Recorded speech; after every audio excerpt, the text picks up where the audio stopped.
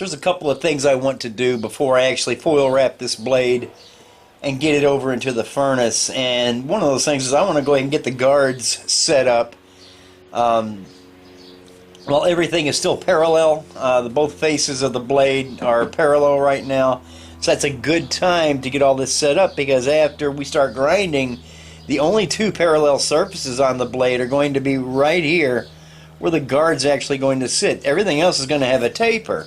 So it's easier to do this right now. And plus, heat treating takes just about an entire day, working day here in the shop. It takes a while for the furnace to get up to those temperatures, and you have to stop along the way, going up to 1925 or so.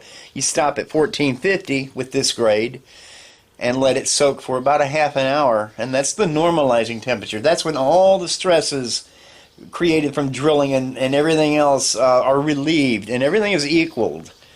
And then you ramp up to 1925 to 1950, and there's another soak at that temperature for another about 30 minutes.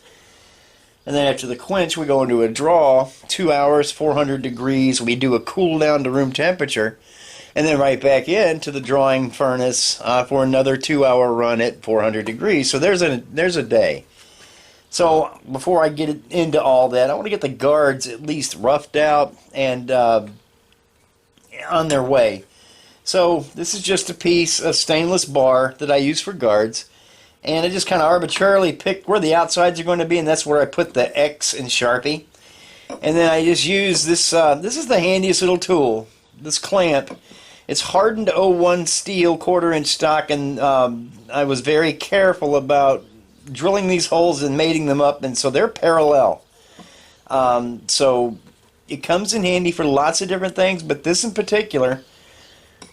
So I just lay that on there, and I've already predetermined where I want the top of the guard to be, right here at the bottom of the finger groove. That's where it's going to intersect with that. It's going to sit just like that.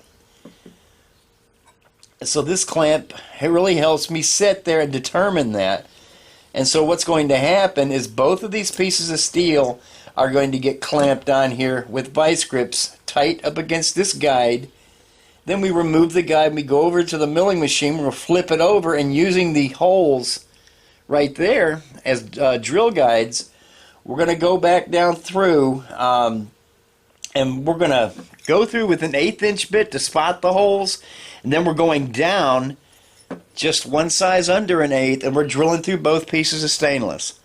And then we're going to ream up to an 1/8. We want very tight fitting pins where they come through the holes in the guards, so when we peen, the pins disappear, and plus it's going to positively locate them. So we don't want a bunch of slop on this, only when we fit our guard stock. The handles, it's not that big of a deal. We want epoxy around those pins, but we're going to get tight on the guards. I'll show you that step when we're over at the milling machine, but I'm just going to get all this stuff clamped up, and we'll see you over there. Okay, I'm set up over here on the milling machine. I put the drill chuck in there, and I've got a brand new 1/8 inch bit mounted in here, and I don't have anything clamped down tight. The only thing that's really tight are these two little vice grips that have the guard material clamped to the blade right where they need to be. But I want this to be able to float a little bit, because really this is just a work rest for me to drill. So I will hold the knife blade down while I spot this, and all I want to do is let that 1/8 inch bit locate center, go through and spot a dimple at the bottom of each hole, and then I'm going to come back and go all the way through with this. This is a number 33. It's going to leave me a few thousandths for this 1/8 inch reamer to ream these exactly to 1/8 inch. So I'm going to reach around the back, I'm going to hold that down. The jaws of my vise are nice and parallel. So all I'm going to do is let the drill bit find its center, and I'm going to go down and just touch and create a dimple, and then I'm going to come down and do this one. Let it float. Let it move around till your drill bit doesn't deflect. There we go.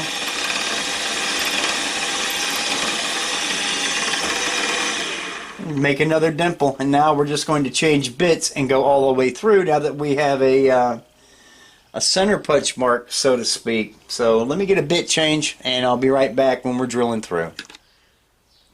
Okay, I have the number 33 bit installed, and I don't drop down a full fractional size like you do for most reaming operations. I don't like these little reamers to have to do that much work. There's enough steel there for me to get a nice accurate ream without going too far on these little reamers. So we're going to go down through with the 33, and then we'll come back, slow everything down, and then we're going to ream. Drop a little bit more cutting oil in the holes, and here we go.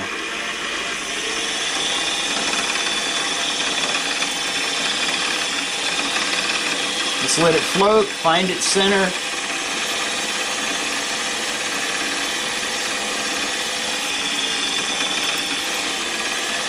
And it's important to back these little bits out, clear those chips. You just snap these little bits off faster than you think.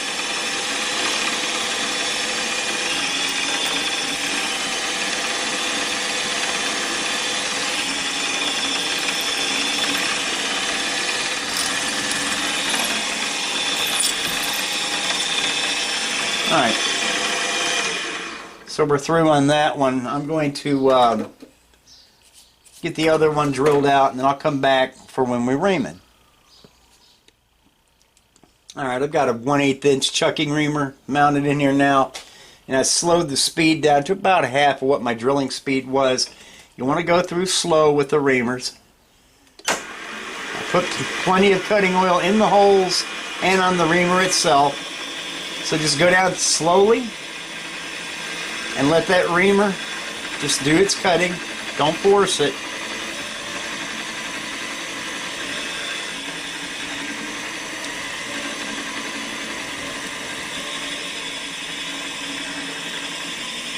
Go down far enough. The very end of this reamer is tapered so it can get started in a hole. So you have to go down far enough to get the whole shank of the reamer, the cutting part, through your hole. So here's the second one. You just let the work float over. Let the reamer find the hole. And then just down slowly. It's cutting.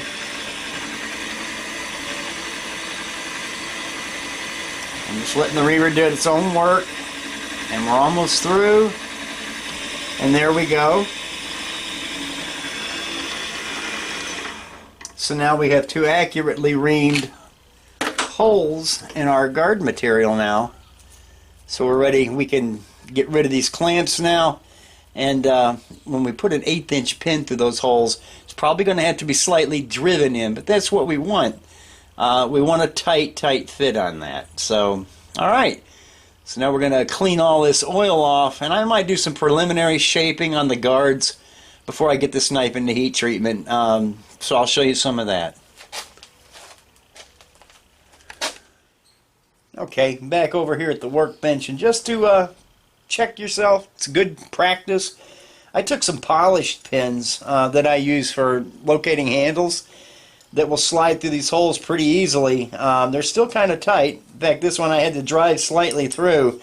And this is not a little play hammer. This is so I can strike a pin and not distort or bend it. So it's a handy little hammer. But yeah, we've got a good location, and as I said, I was pretty confident over on the milling machine, but it pays to double check. So anyway, this is good. Now I'm going to make some short pins that don't quite go all the way through this. In fact, when they're in, and they will have to be driven in because they're not going to be polished, you'll see a hole on each side. And the reason for that is I want to rough shape this guard a little bit, but I want to be able to find the pins to knock them back out. So if I leave them short, I will have a hole to show me where to put my punch. If I leave them and grind them flush, they disappear, and it makes finding them very difficult. So I'm going to go get those pins installed, and then I'm going to do some rough shaping. I just want to kind of get where the finger hole, where the finger groove is going to be, and get it flush here at the back side. No need for all of that excess, and kind of get the guards almost ready to peen in place and then solder seal after, and before this goes into heat treatment. I've got a lot to do later today for 4th of July. We're grilling out. We're going to have a little bonfire. So while Kim's over at the Art Guild doing whatever it is they do this morning, I'm going to try to get some of this done. Okay, I've made a couple of short pins, and I've just got them just barely started through the inside part of the guide, and they did have to be driven in. So now I'm going to start them through the blade itself and just gently tap them down. The ends of these pins are tapered so they can kind of find the hole, but I'm just waiting till I feel it there. And we've got the tapered part through. Now I want to locate the other part of the guard. So I'm going to drive one of these down a little bit more. I'm going to take the other half of the guard, locate it on there. And we'll start tapping this one down. Alright, so they're both located. So now I'm going to drive them subsurface. There we are.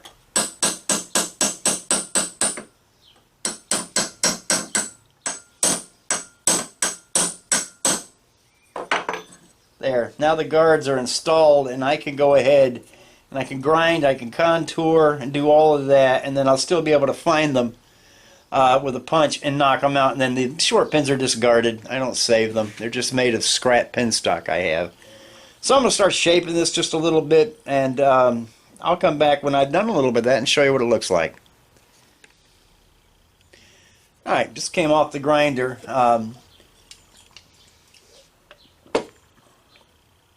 And see what I'm talking about. This is what the guard is going to look like, well, pretty much when it's finished. But what I wanted to do is get a lot of this hogging taken off of here, and not try to do it after I've permanently attached the guards, because we're going to have a solder seal in here, and that's just to seal out moisture. The pins are what mechanically fasten it to the knife blade. But the solder that I use is a very low melt solder. Its purpose is simply to seal, but the heat generated by roughing this stainless down can make the solder melt. The solder melts at a point much lower than the drawing temperature of tool steel. So it's really popular with knife makers. It is good practice to solder seal any metal-to-metal joint, just so moisture can't get in there. It wouldn't be a big deal in this case since we're using stainless on stainless, but in the case of an 01 knife or something like that, it's really important. You don't want corrosion to happen where you can't get in there and oil it, and you know, it's just it's good shot practice. So anyway, now we're ready pretty much to go into heat treatment. And when I knocked these guards out, I left a pin long and it was almost flush, but you see how they kind of disappear. So the reason I use short pins again is so I know where they are. So I'm going to get my pin punch in there, knock these out, and then the guards are pretty much a pair now. They'll only go on the blade properly one way, so you can't get them flipped around. So they'll be waiting for this blade when it comes out of heat treatment, and that's where we're going to be next. Okay, so that's the knife up to this point. And as I said earlier, we've got a lot to do today. We're going to be grilling on the deck, and we're going to have it a bonfire a little bit later toward the evening when it cools off a little bit. So I'm going to get what I have uploaded onto YouTube, and starting with the next video will be foil wrapping, and then going into heat treatment, and then we'll be doing some post-heat treat finishing, because really the only dramatic or entertaining part of heat treatment is bringing it out of the furnace and quenching. So there'll be just some brief shots of that.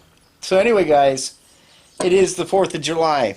So, you know, wear your mask, stay 6 feet apart, and celebrate your freedom.